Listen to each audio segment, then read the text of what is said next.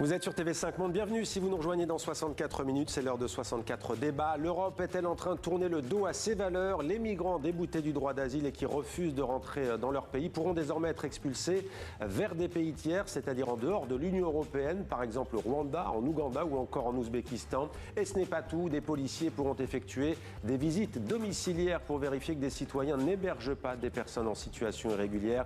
L'Espagne est l'un des très rares pays d'Europe à s'opposer à ce durcissement. Madrid y voit une menace pour le respect des droits humains. Avec nous pour en parler, Guillaume Anozo, bonsoir. Soyez le bienvenu, vous êtes chef d'entreprise, enseignant à l'École normale supérieure, ancien conseiller de l'ex-président François Mitterrand en France, co-auteur du livre « Sans eux, la France sans immigrés » avec Hakim El Karoui et Thierry Pêche, édition Les Petits Matins et en direct de Strasbourg. Fabienne Keller, vous êtes en direct du Parlement européen à Strasbourg. Merci beaucoup d'être avec nous. Vous êtes députée européenne, membre du groupe libéral Renew. Avant de vous donner la parole à tous les deux, on commence avec Hugo Barbieux. Bonsoir Hugo. Alors ce texte, il a été voté à midi précisément avec 418 voix pour, 218 contre et 30 abstentions. On entend beaucoup parler de ces hubs, ces fameux centres de rétention extraterritoriaux en dehors de l'Union européenne. Alors dites-nous ce que contient cet accord. Eh bien d'abord des sanctions plus strictes si l'obligation de quitter le territoire n'est pas respectée. Il s'agit par exemple de la confiscation de papiers d'identité, la détention pendant 2 ans et demi, y compris des enfants, et des mesures de surveillance plus intrusives. Exemple, visite au domicile, obligation de se rendre régulièrement dans un commissariat, voire des demandes de garantie financière. Des privations de liberté sont aussi prévues pour les sans-papiers qui tenteraient de fuir pour éviter les poursuites ou s'il y a un risque sécuritaire. Et enfin, le point le plus important de ce texte, les migrants illégaux pourraient être renvoyés dans des centres de rétention en dehors de l'Union européenne, y compris dans des pays où ces sans-papiers ne sont pas originaires. Exemple, un ressortissant pakistanais en situation illégale pourrait être transféré dans un centre situé dans un pays d'Afrique du Nord. C'est inédit et il s'agit là bien d'un tournant dans la politique migratoire européenne. Et pourquoi les eurodéputés partisans d'une politique migratoire plus dure, plus ferme, demandaient une telle mesure ? Eh bien, il faut bien savoir qu'aujourd'hui, en Europe, une demande d'expulsion sur 5 aboutit réellement à un retour. Les personnes expulsées doivent être réacheminées dans les pays dont elles sont issues, mais soit ces pays refusent d'accueillir leurs ressortissants, soit ces pays ne sont pas sûrs. Ces centres de rétention visent donc à contourner ce problème. Et il faut rappeler, Hugo, que les tentatives pour harmoniser la politique migratoire européenne ne datent pas d'hier. Effectivement, 3 textes ont déjà été proposés depuis 2005. Une refonte a aussi été proposée en 2018, mais elle a été refusée par le Parlement européen. Et ce dernier règlement a lui été adopté aujourd'hui, notamment du fait du glissement à droite de l'échiquier politique européen et de l'alliance du Parti populaire européen et des groupes d'extrême droite. Merci beaucoup Hugo Barbieux pour ce point complet, voilà qui va nous permettre de mieux débattre de ce sujet. Fabienne Keller, eurodéputée, vous êtes à Strasbourg, vous avez voté contre notamment ces hubs de retour, ces centres de rétention externalisés. Pourquoi donc ? J'ai voté contre parce qu'ils incluent les familles avec enfants. Et puis parce que ces hubs de retour, c'est absurde. Ce n'est pas une solution pérenne. Une personne envoyée dans le pays avec lequel elle n'a aucun lien, elle n'en parle pas la langue, elle n'a pas d'amis, de famille, va essayer de revenir en Europe ou ailleurs très rapidement. Donc en fait, c'est une solution qui n'est pas efficace. Et je suis convaincue que l'extrême droite souhaite cela, parce qu'elle souhaite être alimentée par des flux complémentaires qui nourriront son narratif sur une migration qui serait un problème insoluble.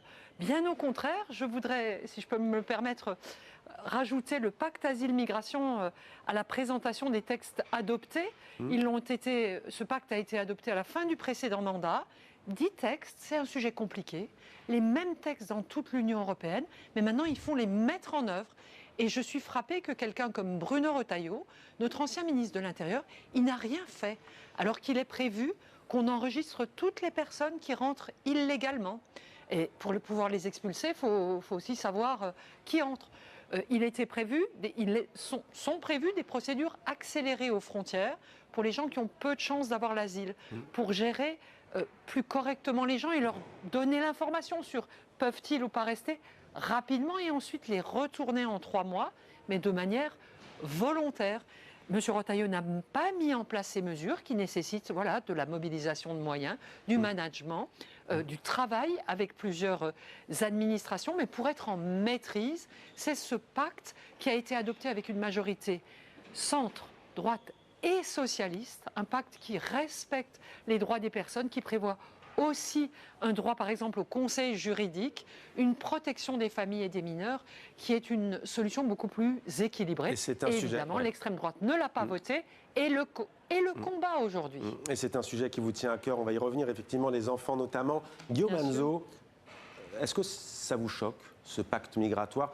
Certains disent d'ailleurs que ce qui a été voté ce midi, c'est la cerise sur le gâteau, entre guillemets, à savoir de pouvoir expulser des femmes, des hommes dans un pays, comme le disait la députée, qu'ils ne connaissent pas du tout. La question n'est pas de savoir si ça me choque. La question, c'est de savoir à quoi ça sert et combien ça coûte. D'abord, ça n'existe pas, ça n'a jamais existé. Ensuite, ceux qui ont essayé de le faire exister ont payé très cher. Il faut quand même voir que c'est 500 millions de livres, 600 millions d'euros qui ont été payés par le gouvernement britannique au Rwanda pour finalement n'envoyer personne. Il était prévu de payer 350 millions d'euros pour commencer, puis 120 millions d'euros pour les premières 300 personnes qu'on enverrait, puis 150 000 livres par personne envoyée. L'Italie essaie, et on n'envoyait personne, l'Italie essaie de le faire avec l'Albanie à un coût qui est 3 fois ou 4 fois supérieur à ses propres dispositifs internes. Donc tout ça, on peut en penser ce qu'on veut, j'en pense plutôt du mal, mais peu importe, on peut en penser ce qu'on veut, ça sera pour des petits effectifs à des coûts extrêmement élevés, et ce sont des coûts qu'il faut mettre en regard de ce qu'on peut faire d'autre pour l'intégration, pour la sécurité. Il y a que la question du coût pour les pays européens qui vous pose problème.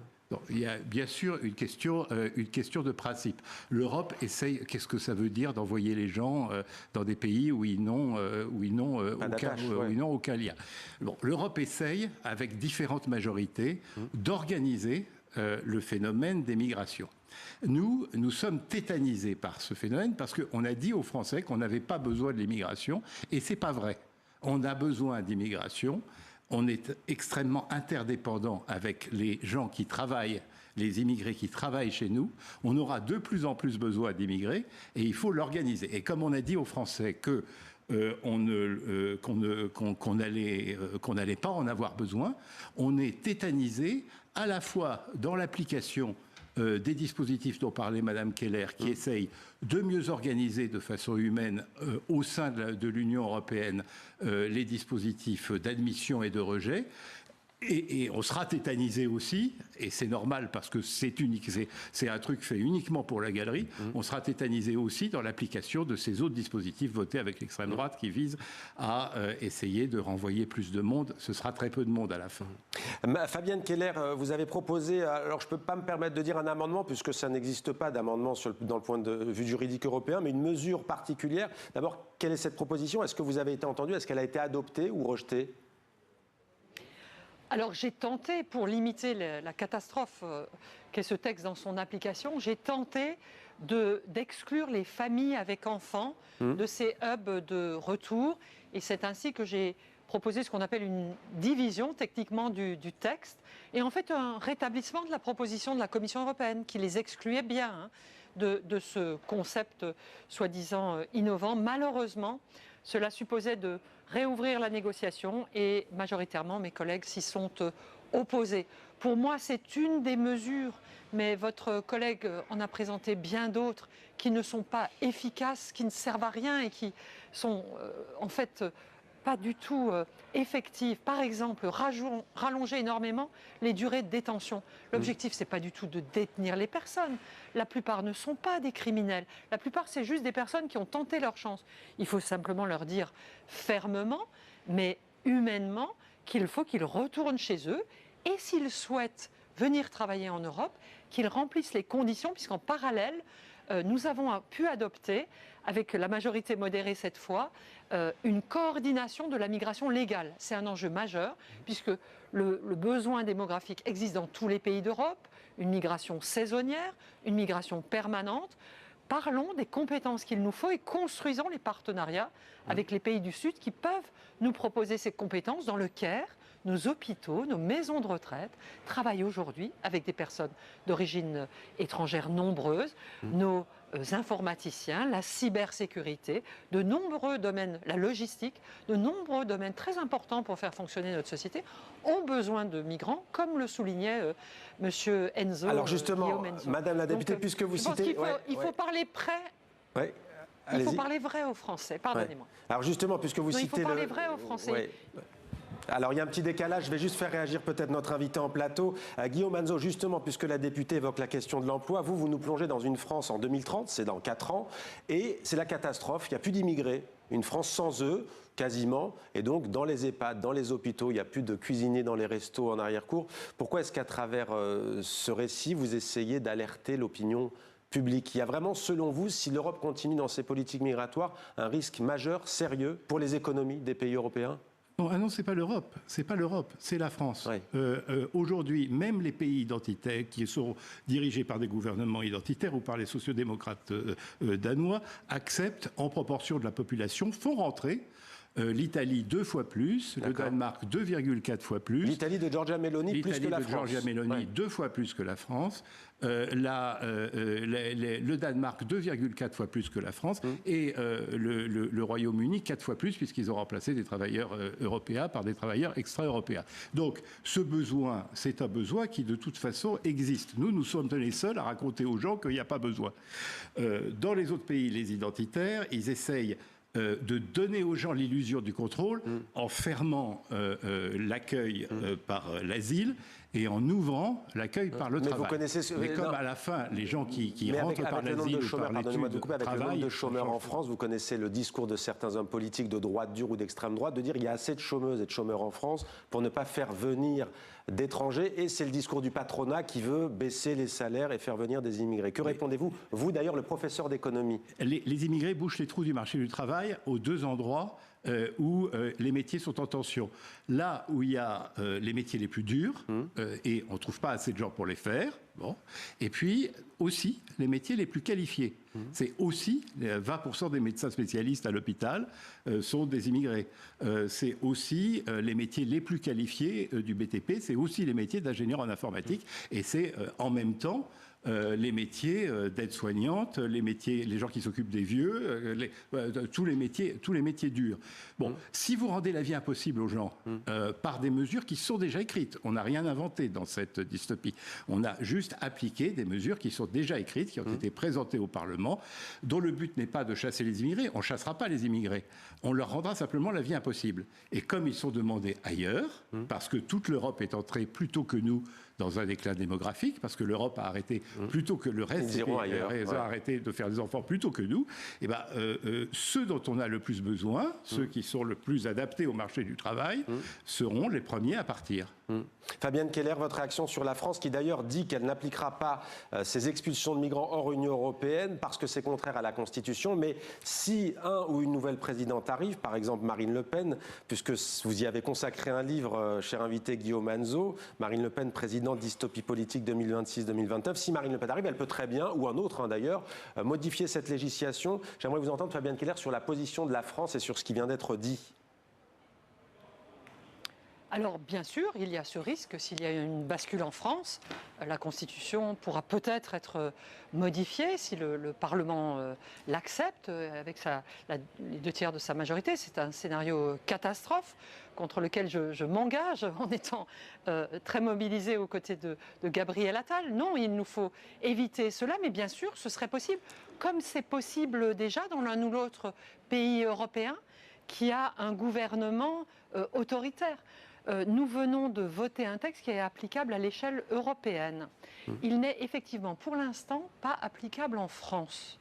Et nos amis irlandais nous ont rappelé un souvenir difficile quand le Premier ministre britannique Rishi Sunak a annoncé la solution rwandaise qui a été évoquée tout à l'heure.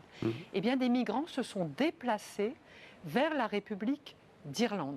C'est tout à fait ce qui peut se passer pour la France, et parfois je me dis que c'est le cynisme du Rassemblement national d'espérer cette situation qui mettrait la France en grande fragilité au moment même de l'élection présidentielle.